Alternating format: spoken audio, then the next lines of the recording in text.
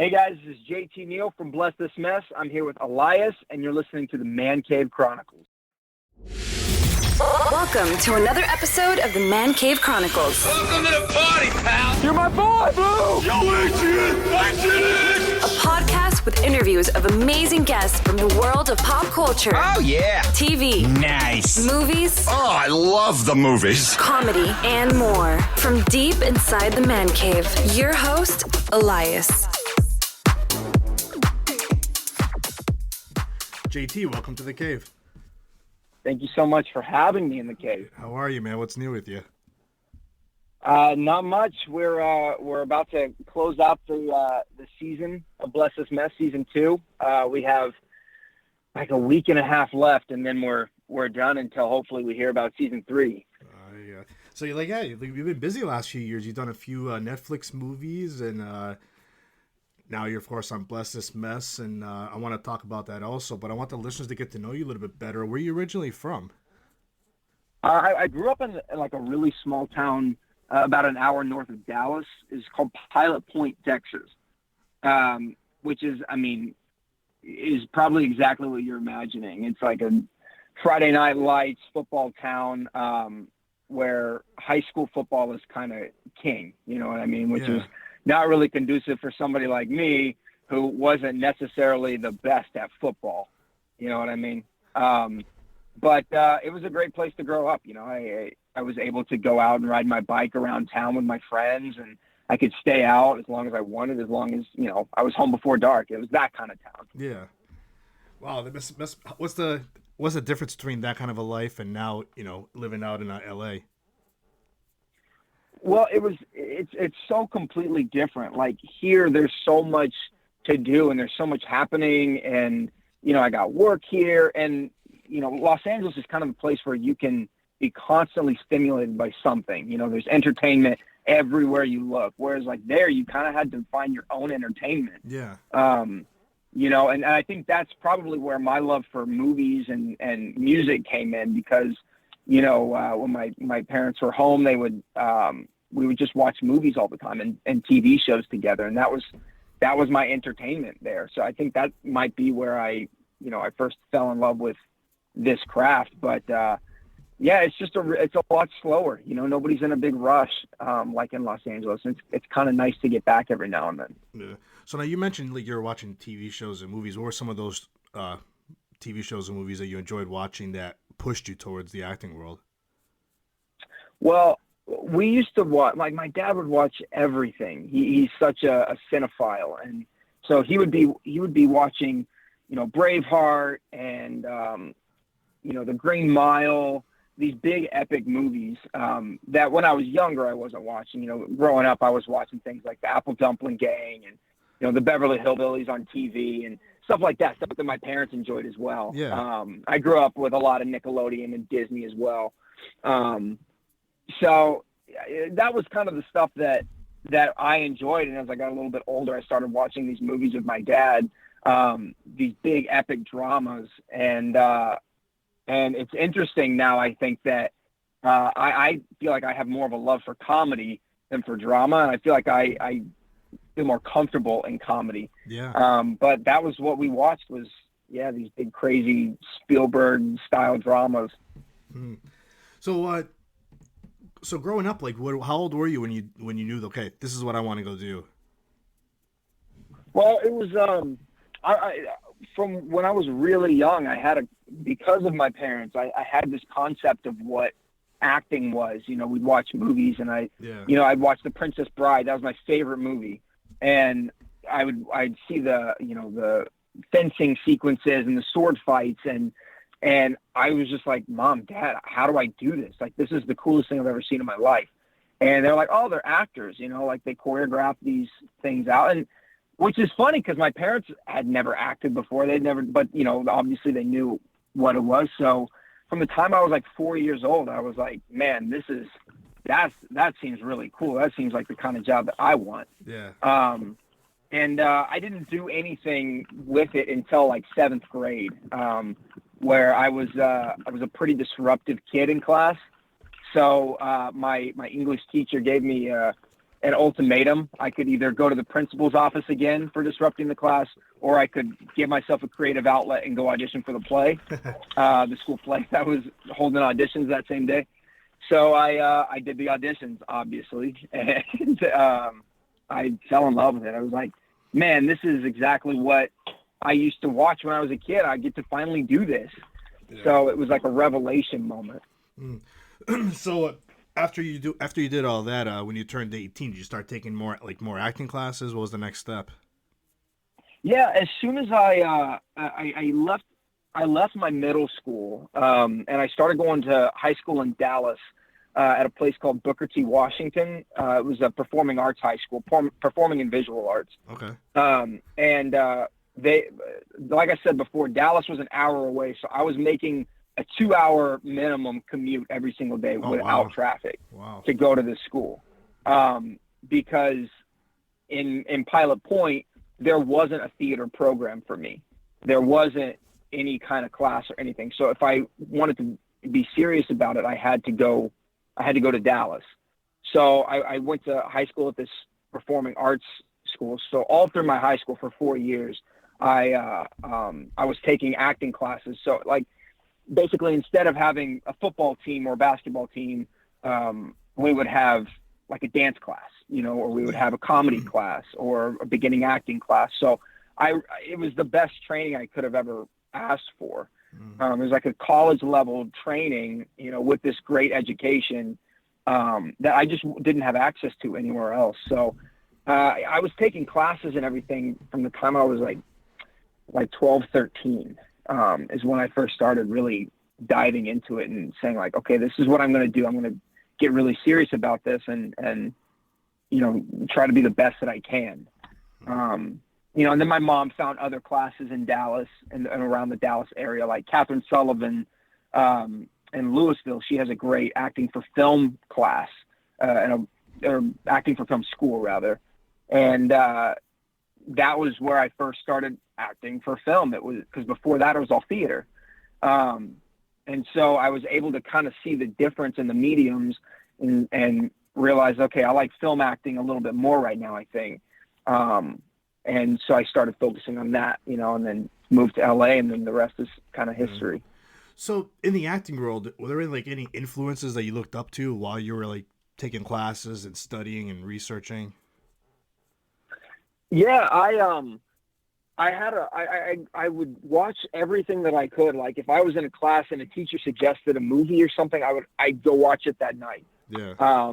So, there was a period of time where my acting teacher that I go to now, he's a big Marlon Brando fan. And so he would be referencing Marlon Brando movies that I hadn't seen yet because, I had just started acting.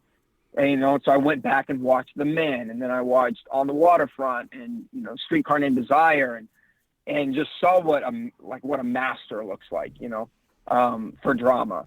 And then for comedy, since I was in middle school, I was a huge fan of Jerry Lewis, and I had the Jerry Lewis and Dean Martin Colgate Comedy Hour on DVD box set, and I would just sit and watch those episodes over and over and over again. And just the way that Jerry did his comedy and his physical comedy was just like, this is the funniest guy on planet Earth. He was like Jim Carrey before Jim Carrey. Yeah, I agree. And I was like, that's the kind of comedy I want to do. And Brando's the kind of drama I want to do. And so, yeah, I had influences from everything because I tried to absorb as much as I could. I tried to consume as much as I could, watching movies and TV shows and reading plays and reading scripts. And, you kind of start to pick up little characteristics from each one of them. So I'm hopefully an amalgam of all of these different influences now. So when you moved out to LA, what was your first gig that you got out there? First gig I ever got, I was actually still in high school. Okay. I came to Los Angeles for pilot season in the second semester of my senior year, and just to see what I could do. I had an agent out here already, and she was like, yeah, if you can make it out here for a few months, we'd love to see what we could do. So I came out and I was doing all of my school online, and I was communicating with my teachers, which they were so cool about it at Booker T. They were really accommodating and really helpful in that. And they were like, yeah, we want you to go succeed in the world in this, career. So I did all my school basically over email. And the first gig that I ever got, I only got one gig that entire 3 months that I was here. It was called Lab Rats. It was a show on Disney XD, and I was kind of the rich bully that comes in and stirs everything up. It was just a 1-episode gig, but it was like my first taste of professional work. Yeah. And it was, I didn't want to leave. It was so exciting. It was the last week that I was here. I literally left back to Texas the day after I wrapped filming. So it was very, waiting for the last minute. So, and how long did it take you to go back to LA after that? I graduated high school. I decided to stay the summer in Texas and work at my acting studio there for the summer and just try to, see how much more I could get under my belt before I came to LA. So I felt really ready. And then, right after that summer, I moved back out and just committed myself to it full time and just said, I'm going to try my best out here. If it doesn't work, I can go back to school, but, I'll never know if I don't try. So yeah, it was right. Like the same year that I graduated high school, I came out to LA. How did it feel starting in a movie like, the teen movie on Netflix, Malibu Rescue, because that turned into a series also. Yeah. We knew from the beginning that it was going to be a movie and a series. Yeah. And we didn't know what was going to happen to it after that. But we knew the whole time, like through the whole audition process, they're like, it's going to be a movie first, and then it's going to be an 8-episode series, which was super cool. I'd never done anything like that before. And my character was just so much fun. He was so ridiculous.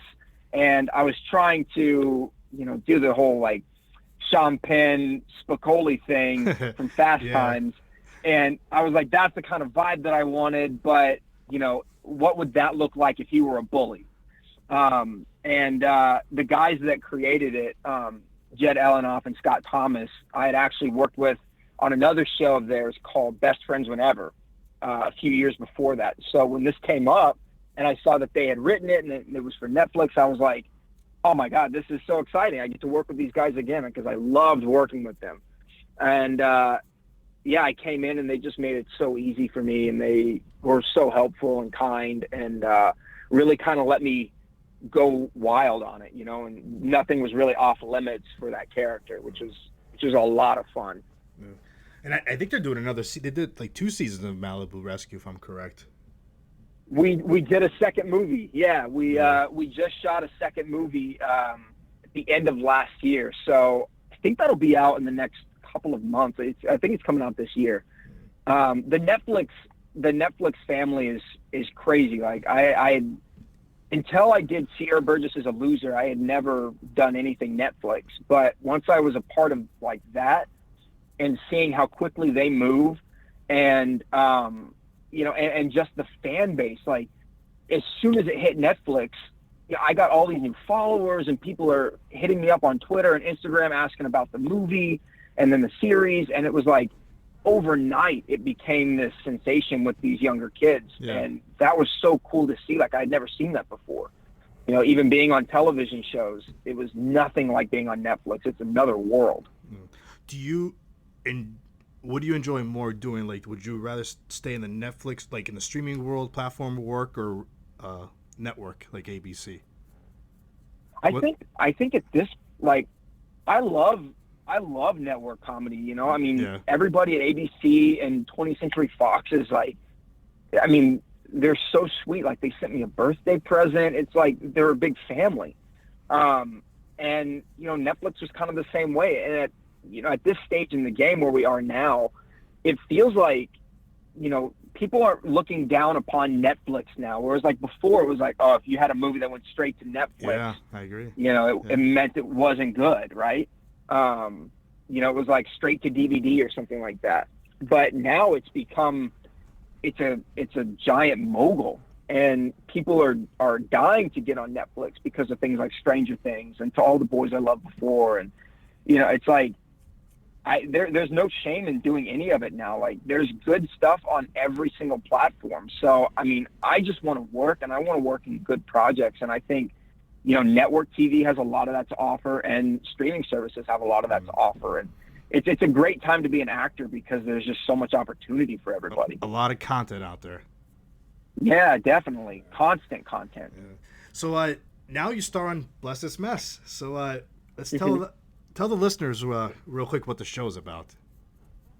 Yeah, so Bless This Mess is it's about this newlywed couple, Dax Shepard and Bell, who decide to move from New York City to the small farm that Dax's aunt had owned in Nebraska.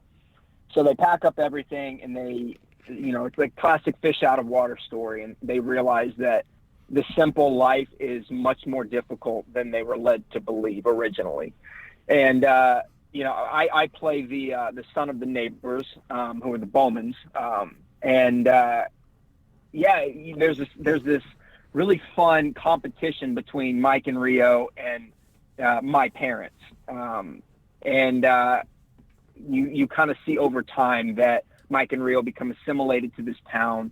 And you know, coming from a small town myself, it was really nice to be able to be in a show that portrayed these small town communities for what they are, which is very accepting and loving of new people and very helpful. And I think that's what this show is great at doing, is just showing the heart of small town America. Now, you played Jacob. Tell us about your audition when you first went in there for the show.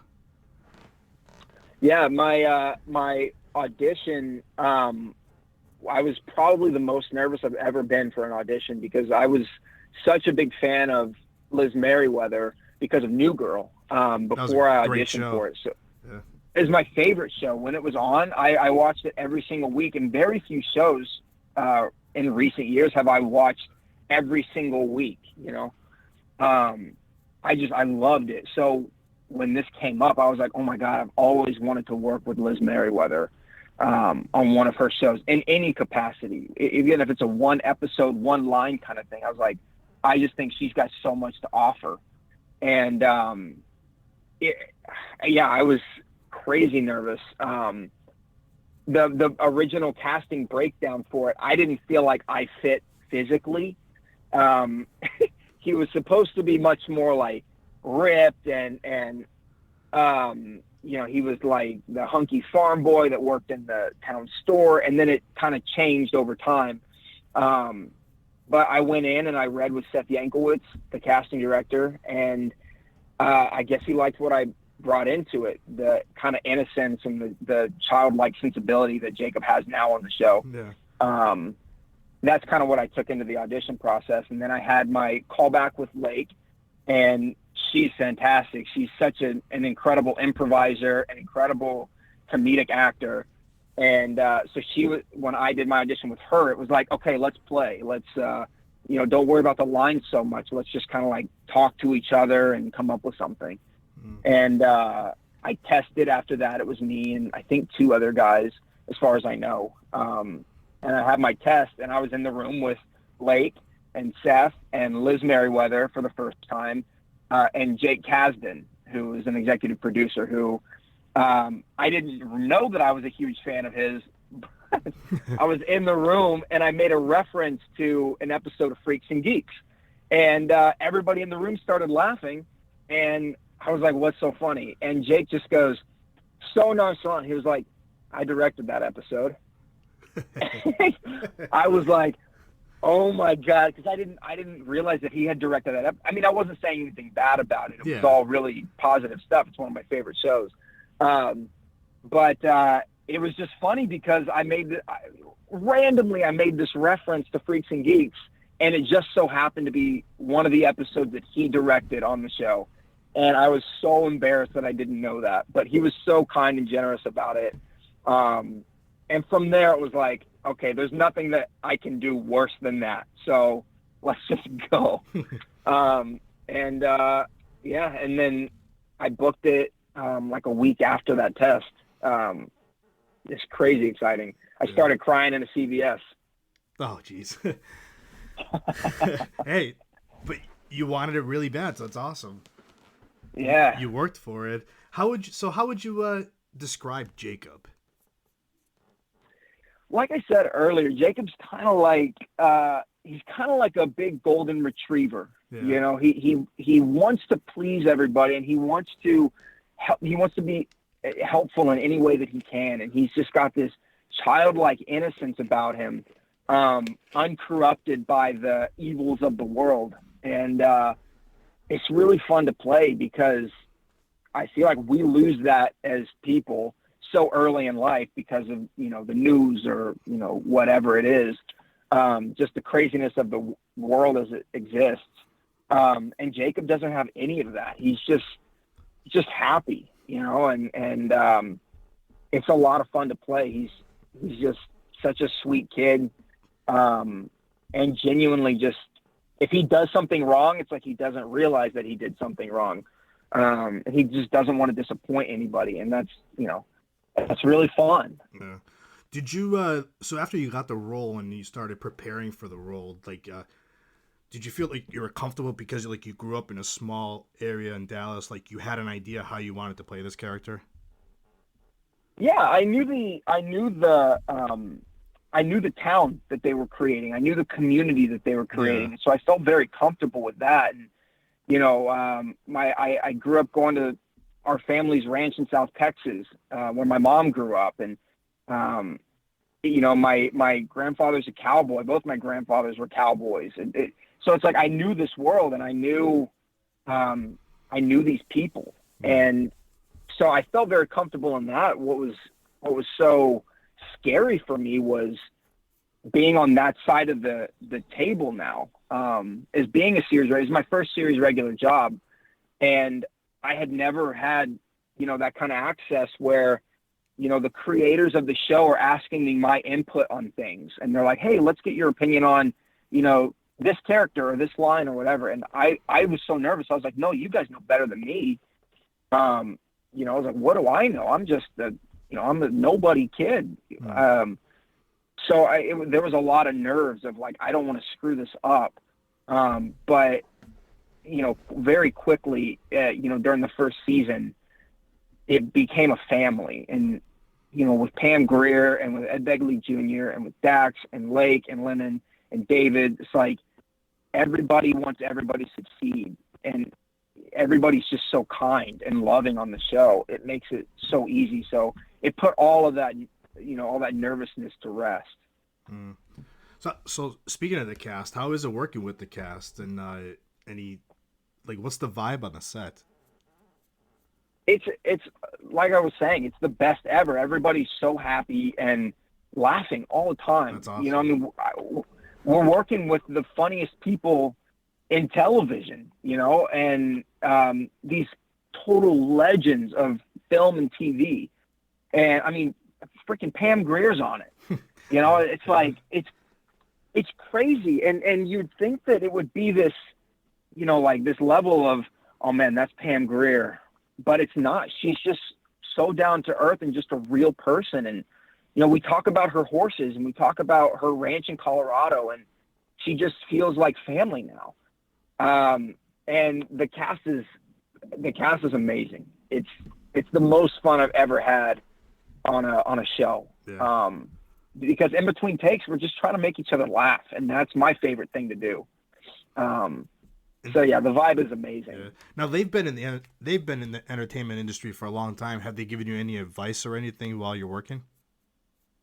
Yeah, especially during the pilot, because I think they could tell I was pretty nervous. Yeah. Like there were a couple of moments, one line in particular, I couldn't get it. Didn't make any, I couldn't make heads or tails of it. And Dax like very kindly came over and was like, hey, I don't know if this helps or not, but this is maybe kind of the vibe that will get you to that point that you're looking for. And kind of walked me through, not even necessarily what the writers wanted, but something that would make it easier for me to find. he was like, I played this character on Idiocracy, and this was kind of the vibe that I went at it with. So maybe that helps. So yeah, they're extremely helpful. And like I said, everybody wants everybody to succeed. We're all trying to make the best show that we possibly can. So it works well for everybody if we help each other out. Now, do you have like a favorite scene or episode that you had a big part in that stands out from other episodes? Well, next week's episode, actually, episode 214, is called Volsung and the Beef Boy. And it was probably the most fun I've ever had shooting anything ever, because I get to play guitar, which I played guitar since I was like 10 years old. So, and I'd never gotten to play before in a TV show or anything.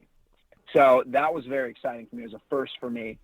And I mean, we were playing metal music, and Dax and I had a lot of great scenes, and we were kind of playing off character for this episode. You know what I mean? Like I don't know. I don't really know how to describe it without giving too much away. Yeah. But it was, oh my God, it was so much fun. And I think every single episode has a moment, like, whenever I cut my thumb off. Yeah. There's something in every episode that is a lot of fun, but that whole episode 214, was just, I mean, I never had so much fun. Now that you've been in the entertainment world for a few years now, like, what do you tell people that come up to you and tell you that they want to get into the acting world? What do you tell them? I always say, get yourself into a class. Because really that's the only advice I have, because I don't know how to get an agent. I mean, I kind of got my agent through really kind of, uncommon circumstances. I was in a class in Texas, and I did a scene for my now agent, and she liked it, and she signed me from that. And so it's like, everybody's path is so different, but the only thing that I can say that's universal is that class is the most helpful thing. Yeah. It gives you confidence when you go into the room. Ideally, you should be doing these like crazy hard scenes, right? So that when you get that 3, 4, 5 page audition that you're stressing out about, it's easy. Because everything else in your class is so much harder. Going back to football, it's like if the practice or if the game is the hardest part of your whole week, then you're doing something wrong. Like the practice should be the hardest part of the week. Yeah. The game should be easy. So even now, like, even though I'm on the show, I still am in class, every single week. I still put up multiple scenes, every night that I'm in class, just because I want to continue to grow and I want to continue to get better. And I think the class is the only way to do that. Yeah. So now, do you have like a dream role that you want to play someday? Man, I have always wanted to play Elvis Presley in something. And I have been penned to play Elvis, I think 4 times now.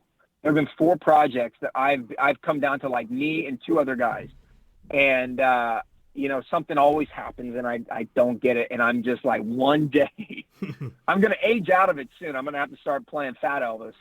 But I'm like, oh man, one day it's going to happen and it's going to be a dream come true. I've always wanted to play Elvis. So I assume you're a huge Elvis fan then. Huge. Yeah. My grandma was playing Elvis for me from when I was a baby. And, I just rockabilly in general, music from the 50s and 60s is my favorite. Little Richard, Chuck Berry, Elvis Presley, Carl Perkins, Gene Vincent, Billy Lee Riley. It's like these guys are my favorite. So, yeah, I'm a huge Elvis fan. And just to get to portray that era and portray a legend like that would be, the best thing I could imagine. Did you enjoy his movies? Did you ever watch his movies? Oh, yeah, man. King Creole is the best. Yeah, I actually enjoyed the Hawaii one there, Was it Blue Oh, Hawaii? Blue Hawaii. Blue Hawaii, yes. Blue Hawaii rocks, man. I mean, Love Me Tender is a classic, and obviously he's the best actor of his generation. But something about King Creole. Yeah, I King agree. Creole's my favorite. Yeah. So when you're not working and you're not acting, what do you enjoy doing in your downtime? I do a lot of antiquing, and I go to flea markets, and I collect vintage clothing.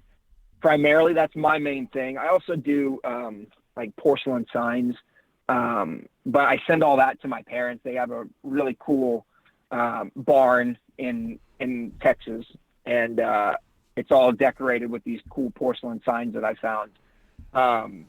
But my main thing is just I go to flea markets and vintage stores every single day that I'm not working, or I'm on eBay or something. I'm completely obsessed with it. So if you have any old T-shirts that you want to sell me, I'll buy them. What kind of vintage shirts? Like 80s, 70s? Like what is it? Yeah, 70s, 80s, 90s. Okay. What's your favorite one? It's funny to say. Ooh, my favorite one. I think the one that I found that took me the longest was a Killer Clowns from Outer Space. One of my buddies' dads is Stephen Chiodo, and who created that film with his brothers, and they did all the clowns and everything for it. And it took me so long to find this shirt because it's super rare. They only did it on one type of shirt with one type of ink, and it was just one graphic. So to find an original one took me like a year and a half, and I finally got one. So that was my biggest triumph, I think, that I've had so far. For these shirts, do you actually wear them, or do you just like store them somewhere? Yeah, I wear them. I think you're supposed to. It's like it's a T-shirt, you know? There are some that are too far gone. Like I found this really, really rad Nightmare on Elm Street 3 shirt at a Goodwill, and it was so thin, but I'm afraid to wear it because I don't want to like rip it or you know, I don't want it to deteriorate anymore. So I keep that one stored away. But for the most part, yeah, I mean, I think it's a T-shirt. It's like it's art that you can wear. Yeah. They were made to wear. It's like people that don't want to drive their nice car or something. It's like, no, that's what you're supposed to do. It was meant to be driven. It's a car. So yeah, I wear all of it. That's awesome. Hey, real quick, tell us about the Share a Meal that you volunteer with. Yeah, Share a Meal is this incredible organization that my girlfriend and I have been volunteering for the last few years, and it's this food truck that goes to different parts of LA 5 days a week and feeds the homeless. So a bunch of volunteers will gather at the truck at whatever location it's at. We usually go to the Hollywood location because it's just the most convenient to us.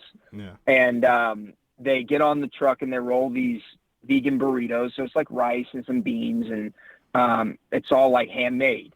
And then we pack them in these bags and we walk around the location. You know, different groups will go on different routes. So like the route that my girlfriend and I used to lead was it was like Vine and Cahuenga and Sunset, like that area. And we walk around and we hand out these burritos and granola bars, bottles of water, socks, you know, anything like that to help these people out, you know. And it's not just feeding the homeless, it's feeding anybody that's hungry. Yeah. And that's what's so great about it. You know, it's like, there's no agenda. There's no, you know, it's not connected to any other kind of organization. It's literally just people that gather to, you know, help people in need. And I think that's what we could all be doing more of. You know, I certainly could. It's amazing. That's great. That's great. Lastly, how can the listeners find you on social media? It's just my name on everything. I only do Instagram and Twitter. On my Instagram, it's at JT_Neal, and my Twitter is JT_Neal_IV. And I'm verified on there, so they'll know that it's me. And I try my best to reply to comments and tweets and things like that. I really love when people engage with me on there. So awesome. Yeah, that's the best way to do it. All right, JT, this was fun. Thank you for coming on. Yeah, thank you, Elias. I appreciate it, man. That's a wrap. That's a wrap, everybody. That's a wrap. Thanks for listening to the Man Cave Chronicles podcast. I finally get my man cave. You can find us on Twitter, Facebook, and Instagram at the MCC Podcast and our website, themccpodcast.com. Until next time.